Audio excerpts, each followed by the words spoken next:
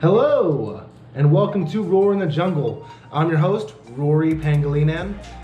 Today we're going to be talking about Andy Dalton signing with the Dallas Cowboys, which I freaking called on Facebook about, I think, the day after he actually got released. So I just thought that was the best place he could have signed. And I think, me personally, I think Andy Dalton and Dak Prescott are similar, comparable in talent. I thought it was pretty crazy that I called it.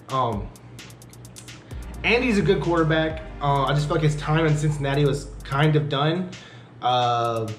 His time here got stale, but I wish him all the success and fortune in the future with the Cowboys. Hopefully, I think he can probably at least compete for a starting job with Dak.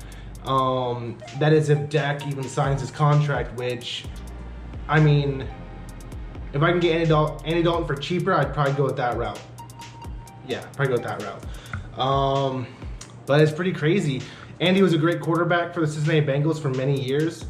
It got stale ever since probably like 2016 and beyond. But that was probably, I think that was a lot to do with offensive line play and just injuries at the wide receiver position, like AJ Green going down and missing a year and a half over the last two.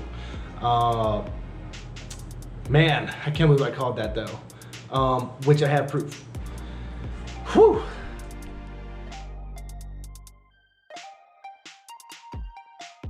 Anyway, the second thing I'd like to talk about in this video is actually John Ross. The Bengals did not pick up his fifth-year option, so this year is kind of a prove-it year for him just staying in the NFL for the most part. I mean, his first year with us, he had negative stats, which is crazy from a top 10 pick.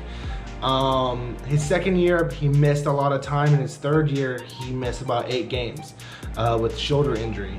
So, I mean, he has not been a super productive player through his 3 years of being with us, but when he has the field, it's uncanny how he can get open, but he also seems like an interception machine because every time the ball's thrown his way, he doesn't battle to like bat it away, or, you know, the players who are defending him kind of know what's coming just because I think he relies a little bit too much on speed. So that's kind of a big deal that the Bengals not picking up his fifth-year option, which tells you a lot about what the team is thinking about him personally. I personally did not love the John Ross pick because he had a huge injury history in college at Washington. I didn't love the pick. I personally wanted Reuben Foster, which, you know, that didn't turn out so well for us, for him in general. I do think he's a starter in the league, but, you know, we need a linebacker more than a receiver at the time, I think. Anyway, so the Bengals didn't pick up his fifth-year option, and then, you know, this year's a prove-it year for him. I hope he can. Don't get me wrong, I would love for John Ross to produce because I think Joe Burrow to John Ross could be a beautiful sight. I think Joe throws deep balls extremely well, and way better than Andy did, personally.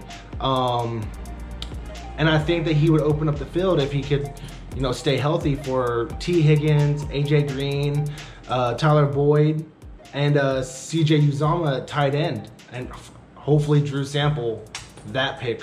Ugh. Anyway, so yeah. John Ross, big year for him. Hope he does well. On to the next subject.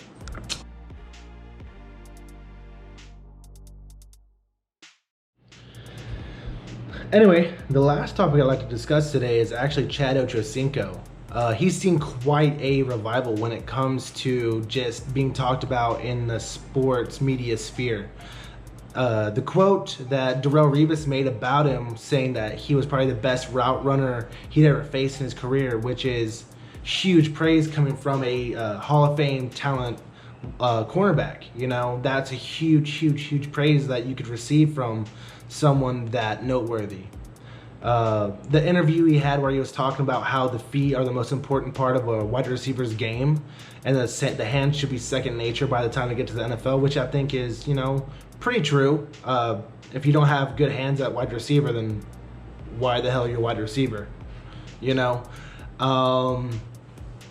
basically in the interview he was talking about how one day he's gonna swim with orcas in either Norway or Australia, which was, you know, classic Chad Johnson. Fun fact, he actually has an orca leg sleeve on his, believe it's his right leg, which is magnificent. That's just Chad Johnson being, you know, Ochocinco.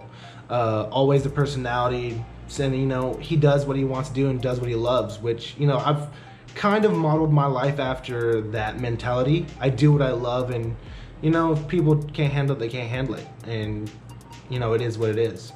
As I was saying, I really love seeing Chad Johnson being spread across the sports media, and I hope to see more. I think over the next few years, more Bengals players are gonna be talked about, just because, you know, we have the #1 overall pick, and, you know, it's Joe Burrow, and I think there's gonna be a lot of winning. Of course, we have to produce on the field, but I think the future's bright in Cincinnati. You know, Hoo Day, it's a new day.